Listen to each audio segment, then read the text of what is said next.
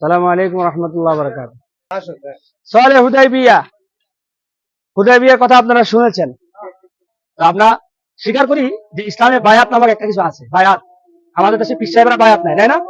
এটা আছে, এটা কি শরীয়তে আছে? ইসলামে বায়াত আছে।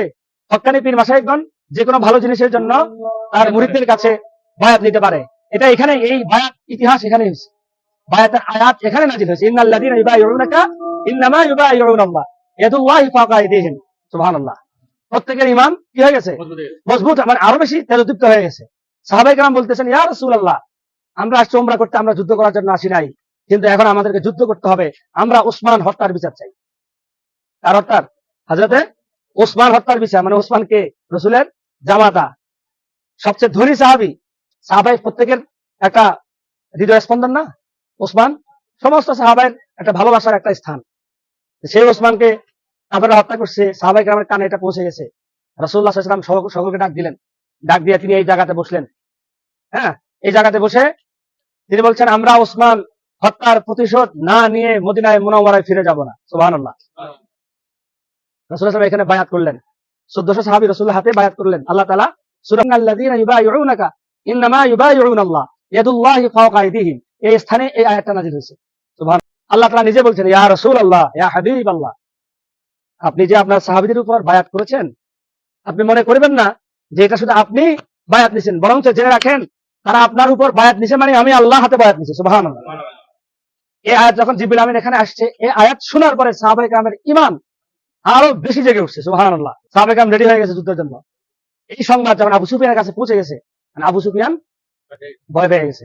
আবু সুফিয়ান চিন্তা করছে যে আমি চাইছিলাম কি হইলোটা কি, বা যে কোনো একটা কাজ করি, কিন্তু এখন তা উল্টো হয়ে গেছে।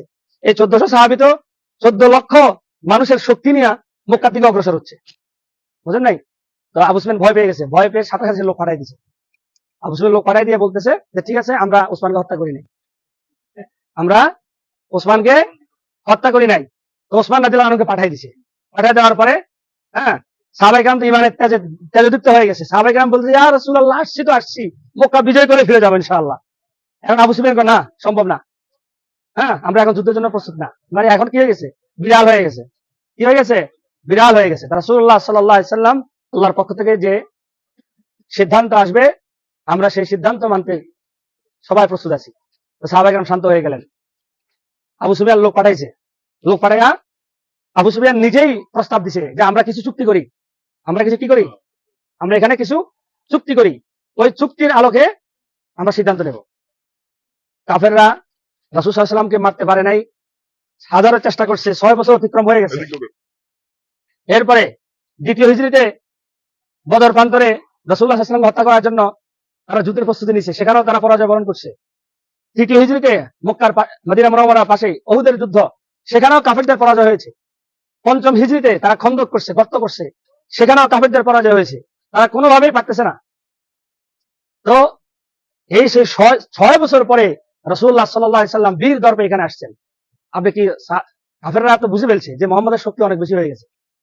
অতএব এখন আর তার সাথে যুদ্ধ করার দরকার নাই, আমরা কিছু চুক্তি করি, চুক্তি করলে আমরা বেঁচে গেলাম। এখন চুক্তির মতো শুরু হয়ে গেছে। রাসূলুল্লাহ সাল্লাল্লাহু আলাইহি ওয়াসাল্লাম হযরত আলীকে বলছেন, তুমি লেখো। আলী রাদিয়াল্লাহু তাআলা লিখতেছেন বিসমিল্লাহির রহমানির রহিম। কাফেররা বলছে বিসমিল্লাহ কাটেন। কথা কি?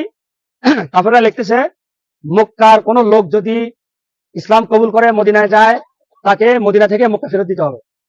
কিন্তু মদিনার কোন ব্যক্তি যদি মুরতাদ হয়, সে যদি ইসলাম ধর্ম ত্যাগ করে আবার আমাদের পৌত্তলিকতায় আসে, তাকে ফেরত দিতে হবে। মানে দুটাই তার পক্ষে।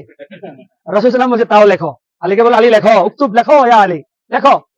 এই চুক্তির পরে রাসূলুল্লাহ সাল্লাল্লাহু আলাইহি ওয়াসাল্লাম তিনি যখন মদিনা মুনাওয়ারা ফিরে গেছেন, সামনে আর যান নাই, মদিনা মুনাওয়ারায় 1400 সাহাবী নিয়ে ফিরে গেছেন। এরপরে রাসূলুল্লাহ সাল্লাল্লাহু আলাইহি ওয়াসাল্লাম এই মদিনা মুনাওয়ারা থেকে সারা পৃথিবীর, এই সিরিয়া, রোম, পারস্য সম্রাট হিরাক্লিয়াসের কাছে রাসূলুল্লাহ সাল্লাল্লাহু আলাইহি ওয়াসাল্লাম চিঠি লিখছেন। সুবহানাল্লাহ। অর্থাৎ কাফেরদের জ্বালা যন্ত্রণা থেকে মদিনা মুনাওয়ারা মুক্ত হয়ে গেছে। সুবহানাল্লাহ।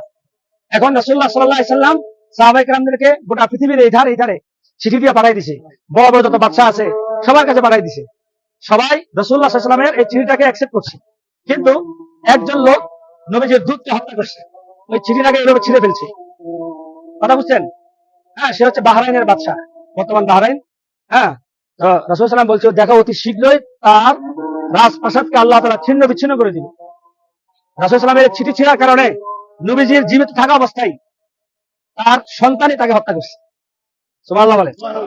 তার সন্তানই তাকে হত্যা করছে ক্ষমতার জন্য। যে সন্তান হত্যা করছে তাকে হত্যা করছে আরেক ভাই তাকে হত্যা করছে। এইভাবে করে পুরো বাহরাইন কি হয়ে গেছে, ধ্বংস হয়ে গেছে। রাসূল সাল্লাল্লাহু আলাইহি ওয়াসাল্লামের চিঠি ছিঁড়াতে আল্লাহ রাসূল দোয়া দিয়েছেন যে ধ্বংস হোক। ওই চুক্তির আলোকে আমরা সিদ্ধান্ত নেব। দেখেন 6 হিজরি কাফেররা রাসূল সাল্লাল্লাহু আলাইহি ওয়াসাল্লামকে মারতে পারে নাই, হাজারো চেষ্টা করছে, 6 বছর অতিক্রম হয়ে গেছে। এরপরে 2 হিজরিতে বদর প্রান্তরে রাসূলুল্লাহ সাল্লাল্লাহু আলাইহি ওয়াসাল্লামকে হত্যা করার জন্য তারা যুদ্ধের প্রস্তুতি নিচ্ছে, সেখানেও তারা পরাজয় বরণ করছে। 3 হিজরিতে মক্কার মদিনা মুনাওয়ারার পাশে উহুদের যুদ্ধ, সেখানেও কাফেরদের পরাজয় হয়েছে। 5 হিজরিতে তারা খন্দক করছে, গর্ত করছে, সেখানেও কাফেরদের পরাজয় হয়েছে। তারা কোনোভাবেই পারতেছে না। তো এই সে 6 বছর পরে রাসূলুল্লাহ সাল্লাল্লাহু আলাইহি ওয়াসাল্লাম বীর দর্পে এখানে আসছেন। আপনি কি কাফেররা তো বুঝে ফেলছে যে মুহাম্মদের শক্তি অনেক বেশি হয়ে গেছে। হ্যাঁ, অতএব এখন আর তার সাথে যুদ্ধ করার দরকার নেই, আমরা কিছু চুক্তি করি, চুক্তি করলে আমরা বেঁচে গেলাম। হ্যাঁ, এখন চুক্তির মধ্যে শুরু হয়ে গেছে। রাসূলুল্লাহ সাল্লাল্লাহু আলাইহি ওয়াসাল্লাম হযরত আলীকে বলছেন তুমি লেখো। আলী রাদিয়াল্লাহু তাআলা আনহু লিখতেছেন বিসমিল্লাহির রহমানির রহিম। কাফেররা বলছে বিসমিল্লাহ কাটেন। কথা শুনেন, কাফেররা কি বলতেছে? বিসমিল্লাহ কাটেন। কেন? আমরা বিসমিল্লাহ মানি না। আচ্ছা যাই হোক, রাসূলুল্লাহ বলে কাটো। হযরত আলী রাদিয়াল্লাহু তাআলা আনহু খুব কষ্টে কাটলেন। মানে আল্লাহর নাম আছে, কিভাবে কাটে? এরপর লিখছেন মুহাম্মদুর রাসূলুল্লাহর পক্ষ থেকে মক্কার কুরাইশ নেতা আবু সুফিয়ানের সাথে চুক্তি। এবার আবু সুফিয়ান বলতেছে এখানে মুহাম্মদ রাসূলুল্লাহ কেটে দাও, যদি না কাটো আমরা চুক্তি করব না। আলী রাদিয়াল্লাহু তাআলা দাঁড়ায় গেছে, বলে ইয়া রাসূলুল্লাহ, রাসূলুল্লাহ আপনি আল্লাহর রাসূল, এটাই সত্য, এটাই সত্য, এটাকে আমি আলীর পক্ষে কেটে দেওয়া সম্ভব না। কথা বুঝছেন? হযরত আলী চেতে গেছেন, ওমরও চেতে গেছে। রাসূল সাল্লাল্লাহু আলাইহি ওয়াসাল্লাম দেখতেছেন যে কি না, এখন পরিস্থিতি অন্যদিকে যাচ্ছে। নবীজি সাল্লাল্লাহু আলাইহি ওয়াসাল্লাম কলমটা হাতে নিলেন, হাতে নিয়ে তিনি নিজেই রাসূলুল্লাহ কেটে দিয়েছেন। এগুলো হিকমত। এগুলো কি হিকমত? আল্লাহর পক্ষ থেকে যখনই কোনো জিনিস আল্লাহর পক্ষ থেকে আসবে, কোন লিডার যখন কোনো কাজ করবে, লিডারের কথা মতো যে যিনি চলবেন, এটার মধ্যে হিকমত আছে। রাসূল সাল্লাল্লাহু আলাইহি ওয়াসাল্লাম নিজেই নিজের রাসূলুল্লাহ শব্দটা কেটে দিলেন। কাটার পরে চুক্তি শুরু হচ্ছে। প্রথম চুক্তি কি? প্রথম চুক্তি হচ্ছে আগামী 10 বছর, আগামী 10 বছর মদিনার লোকদের সাথে মক্কার কুরাইশদের কোনো যুদ্ধ বিগ্রহ হতে চলবে না। কি হবে না? কোনো যুদ্ধ বিগ্রহ চলবে না। আচ্ছা দেখেন, আজ থেকে একদিন আগেও কাফেররা মদিনা নামক রাষ্ট্রকে স্বীকার করতে চাচ্ছে না, অথচ এখানে এসে তারা বলতেছে মদিনার লোকদের সাথে মক্কার লোকদের কোনো যুদ্ধ আগামী 10 বছর হবে না। সুবহানাল্লাহ বলেন। তারা যেটা স্বীকার করতেছে না, কাগজে তারা লিখে দিচ্ছে যে মদিনা নামক রাষ্ট্র। আল্লাহু আকবার। এটা হিকমত। দেখেন, মানে এই চুক্তিটা সবগুলোই কাফেরদের পক্ষে ছিল, মুসলিমদের পক্ষে কোনোটাই ছিল না। কিন্তু আল্লাহ তাআলা সবকিছুকে মুসলিমদের ফেভারিটে নিয়ে আসছেন। যেমন একটা চুক্তি ছিল বড় আশ্চর্য চুক্তি, সেটা কি? কাফেররা লিখতেছে মক্কার কোন লোক যদি ইসলাম কবুল করে মদিনায় যায়, তাকে মদিনা থেকে মক্কা ফেরত দিতে হবে। কিন্তু মদিনার কোন ব্যক্তি যদি মুরতাদ হয়, সে যদি ইসলাম ধর্ম ত্যাগ করে আবার আমাদের পৌত্তলিকতায় আসে, তাকে ফেরত দিতে হবে। মানে দুটো